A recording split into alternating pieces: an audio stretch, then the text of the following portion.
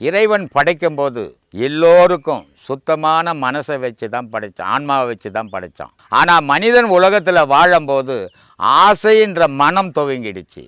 அந்த மனத்தில் சித்தம், புத்தி, அகங்காரம், மனம், அந்த கரணம்னு பேர் இதுக்கு. இது நாலும் இருந்து நான் 5 புலன்களும் சேர்ந்து இதை உலகத்தில் பல காட்சிகளை காணுது. அதுக்கு மனசுக்கு எந்தெந்த காட்சிகள் விரும்புதோ அது ஏற்றா போல் அது வாழ துவங்குது. அப்போ துன்பங்கள் வருது. அது எல்லோருக்கும் ஒரே மனம் இல்லை, எல்லோரும் ஒரு தாய்கிட்ட பிறக்கலை, எல்லோரும் ஒரு தகப்பன் இல்லை. அப்போது அந்த தாயும் தகப்பனுடைய எண்ணங்களுக்கு ஏற்றா போல் அந்த பிள்ளைகளுடைய வாழ்வு அமையுது. நல்ல தாய் தகப்பனுடைய நல்ல எண்ணங்களால் பிறந்த குழந்தைகள் நல்ல எண்ணங்களையே வளர்த்து நல்ல வழியிலேயே போய் துன்பமற்ற வாழ்க்கை வாழுது.